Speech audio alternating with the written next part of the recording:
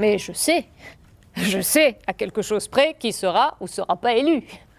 Alors ça rend mon vote presque inutile et toute démocratie quasiment stérile. À l'heure qu'il est, les jeux sont déjà faits. Même si je change d'opinion ou que je vote à contre-courant, les vainqueurs et les vaincus, eux, ils sont déjà au courant. Les prévisions ont toujours raison. Parce que c'est pas la raison qui décide, mais l'opinion. L'opinion de personne, l'opinion impersonnelle. Celle qui opine, copine et tapine dans l'ombre et agit sur le plus grand nombre. L'opinion du on impersonnel, son dicte, sa dictée, sa dictature. Elle s'impose à nous de l'extérieur. Alors par quel miracle ? En vertu de quel coup de baguette magique cette opinion triomphe-t-elle de la mienne ? Eh bien pour deux raisons apparentes. Un, l'usage des statistiques qui nous laisse croire que c'est mathématique. Et deux, le message médiatique qui nous laisse croire que c'est authentique.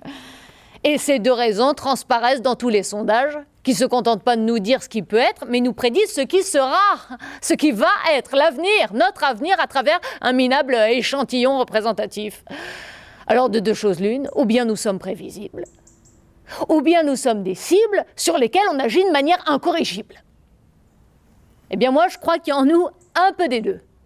Et c'est même la règle du jeu. En démocratie, tous les sujets sont chosifiés. Alors qu'ils se croient glorifiés, libres, libérés. Et ils ont été formatés, transformés en objets pour déposer un bulletin dans l'urne du destin. Alors qui est derrière ?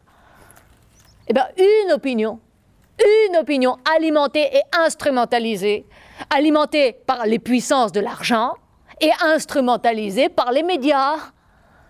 Alors le bulletin de vote, lui, il n'est là que pour laisser croire qu'il peut en être autrement, alors que nous savons qu'il en est ainsi et qu'il ne peut pas en être autrement. Nous sommes tous démocratiquement manipulés. Alors le peuple, le peuple, il peut aller se rhabiller avec une Amérique hilarante et une France huppée.